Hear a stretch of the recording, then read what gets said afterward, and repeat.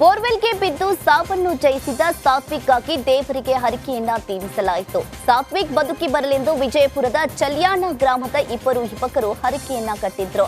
ಐರಸಂಗ ಗ್ರಾಮದಿಂದ ಲಚ್ಚಾಣದ ಸಿದ್ದಲಿಂಗ ಮಹಾರಾಜರ ದೇಗುಲದವರೆಗೆ ದೀಡ ನಮಸ್ಕಾರ ಮಾಡೋದಾಗಿ ಹರಕೆಯನ್ನ ಕಟ್ಟಿದ್ರು.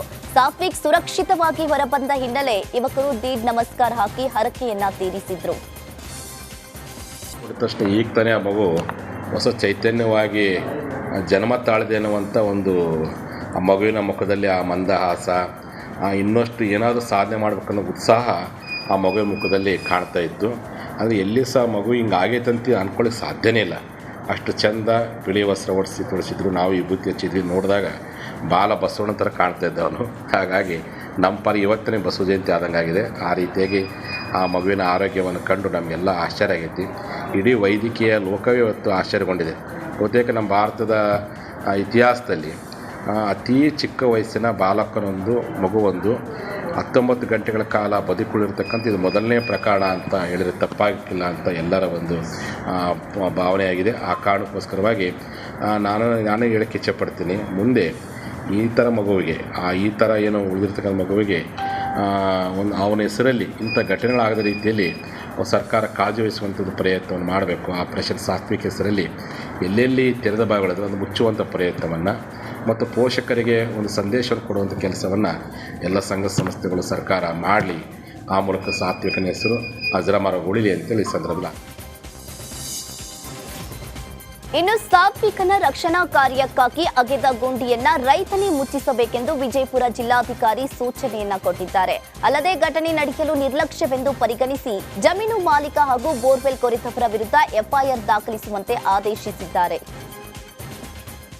ಎಲ್ಲರಿಗೂ ನಾನು ಹೇಳಿದ್ದೀನಿ, ತಪ್ಪು ಆ ಹೊಲದ ಮಾಲೀಕರದು ಪ್ರೈಮರಿಲಿ. ಸೆಕೆಂಡ್ ಬೋರ್ವೆಲ್ ಮಾಡಿ ಕೂಡ ಅವನ ಜವಾಬ್ದಾರಿಯನ್ನು ನೋಡಿಕೊಳ್ಬೇಕಾಗ್ತದೆ. ಸೊ ಇಬ್ಬರ ಮೇಲೆ FIR ಮಾಡೋದ್ರ ಬಗ್ಗೆ ನಾವು ಆಲ್ರೆಡಿ ಸೂಚನೆ ಕೊಟ್ಟಿದ್ದೀವಿ. ಮುಂದೆ ಎರಡನೇದು ಅದಕ್ಕೆ ಇನ್ನೂ ತುಂಬುವ ಜವಾಬ್ದಾರಿ ಹೊಲದ ಮಾಲೀಕರದೇ ಇರ್ತದೆ. ಸರಿಯಾ, ನಾವು ಇಷ್ಟೆಲ್ಲ ರೆಸ್ಕ್ಯೂ ಆಪರೇಷನ್ ಮಾಡಿ ಕೊಟ್ಟಿದ್ದೀವಿ, ನಂತರ ಅದು ಹೊಲನ ನಾವು ತುಂಬಿಕೊಡಬೇಕಾದ್ರೆ ಮತ್ತೆ ಅವನಿಗೇನು ಜವಾಬ್ದಾರಿ ಇದೆ ಹೊಲದ ಮಾಲೀಕರಿಗೆ. ಸೊ ಅದು ಅವನೇ ಮಾಡಬೇಕಾಗುತ್ತೆ. ಅದನ್ನು ನಾವು ಖಂಡಿತ ಖಚಿತಪಡಿಸ್ಕೊಳ್ತೀವಿ. ಮೂರನೇದು, ಈ ರೆಸ್ಕ್ಯೂ ಆಪರೇಷನ್ಗೆ ಎಷ್ಟು ಖರ್ಚಾಗಿದೆ ಅಂತ ತಾವು ಕೇಳಿದ್ದೀರಾ. ನಾವಿನ್ನೂ ಖರ್ಚು ವೆಚ್ಚ ಇನ್ನೂ ನೋಡಿಲ್ಲ. ಮಗು ಸಾತ್ವಿಕ್ ಮಗು ಅಡ್ಮಿಟ್ ಆದಾಗ ಎಲ್ಲ ಸ್ಕ್ಯಾನ್ ಮಾಡಿದ್ವಿ, ಎದೆ ಸ್ಕ್ಯಾನ್ ಮಾಡಿದ್ವಿ, ತಲೆ ಸ್ಕ್ಯಾನ್ ಮಾಡಿದ್ವಿ, ಹೊಟ್ಟೆ ಸ್ಕ್ಯಾನ್ ಮಾಡಿದ್ವಿ. ಯಾವುದೇ ಥರ ಫ್ರ್ಯಾಕ್ಚರ್ ಇಲ್ಲ. ಭಾಳ ಖುಷಿಯಾಗುತ್ತೆ. ಬ್ಲಡ್ ಟೆಸ್ಟ್ ಕೂಡ ನಾರ್ಮಲ್ ಇದೆ ಮಗುವಿಗೆ. ಆಮೇಲೆ ಮಗುವಿಗೆ ನೀನೇ ನಾವು ಸಾಯಂಕಾಲ ಖುಷಿಯಾಗಿ ಮಗುವಿಗೆ ಗಂಜಿ ಕೊಟ್ಟಿದ್ವಿ, ನಮ್ಮ ಪೌಷ್ಟಿಕ ಆಹಾರ ಕೊಟ್ಟಿದ್ವಿ. ನಮ್ಮ NRC ವಿಭಾಗದಲ್ಲಿ ಇಲ್ಲೇ ಆಹಾರ ತಯಾರು ಮಾಡ್ತೀವಿ. ಹಾಲು ಕೊಟ್ಟಿದ್ವಿ. ಬೆಳಗ್ಗೆ ಕೂಡ ಮಗುವಿಗೆ ಹಾಲು ಕೊಟ್ಟಿದ್ವಿ, ಗಂಜಿ ಕೊಟ್ಟಿದ್ವಿ. ಆ ಮಗು ಹಾಲು ಕೊಡೋದು ಗಂಜಿ ತೊಗೊಳ್ಳಿಲ್ಲ ಅಂತೆ, ತಾಯಿ ಉಪ್ಪಿಟ್ಟು ತಿಂತಾಯಿದ್ರಂತೆ. ನನಗೆ ಅದು ಬೇಕು ಒಂದು ಉಪ್ಪಿಟ್ಟು ತಿಂದಿದೆ ಮಗು. ಸೊ ತಾಯಿ ಕೂಡ ಖುಷಿಯಾಗಿ ಹೇಳ್ತಾಯಿದ್ರು, ನನ್ನ ಮಗು ಉಪ್ಪಿಟ್ಟು ತಿಂತೀರಿ, ಬೆಳಗ್ಗೆ ಹಾಲು ಕುಡಿತು, ಆರಾಮಾಗಿದೆ, ಮಲ್ಕೊಂಡಿದೆ ಮಗು. ಸೊ ಹೀಗಾಗಿ ಇದೊಂದು ಮಗುವಿಂದ ನೋಡಿದರೆ ನಮಗೂ ಭಾಳ ಒಂದು ಖುಷಿಯಾಗುತ್ತೆ, ಸಂತೋಷವೂ ಆಗುತ್ತೆ.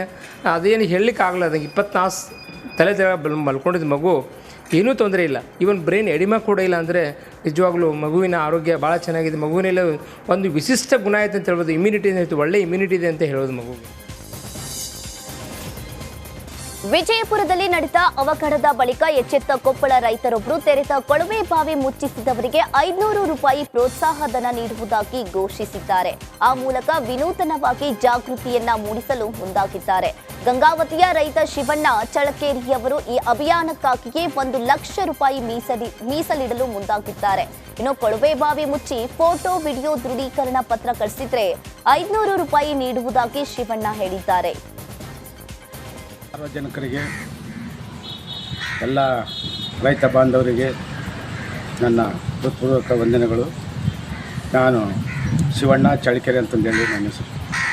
ನಾನಿಲ್ಲಿ ಗಂಗಾವತಿನಲ್ಲಿ ಇರ್ತೀನಿ.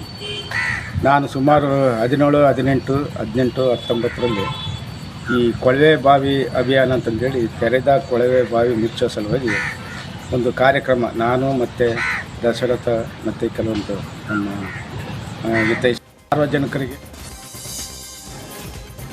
ಚುನಾವಣಾ ಪ್ರಚಾರದ ಜೊತೆಗೆ ಬಂಡಾಯ ಅಭ್ಯರ್ಥಿ KS ಈಶ್ವರಪ್ಪರ ಟೆಂಪಲ್ ರನ್ ಜೋರಾಗಿದೆ. ರಿಪ್ಪನ್ಪೇಟೆಯ ಸಿದ್ಧಿವಿನಾಯಕ ದೇವಾಲಯ, ಅಂಬುತೀರ್ಥ ಶ್ರೀರಾಮೇಶ್ವರ ದೇಗುಲಕ್ಕೆ ಈಶ್ವರಪ್ಪ ಭೇಟಿಯನ್ನ ನೀಡಿದ್ರು. ದೇವರ ದರ್ಶನ ಪಡೆದ ಬಳಿಕ ತೀರ್ಥಹಳ್ಳಿ ಭಾಗದಲ್ಲಿ ಈಶ್ವರಪ್ಪ ಬಿರುಸಿನ ಪ್ರಚಾರವನ್ನ ನಡೆಸಿದ್ರು.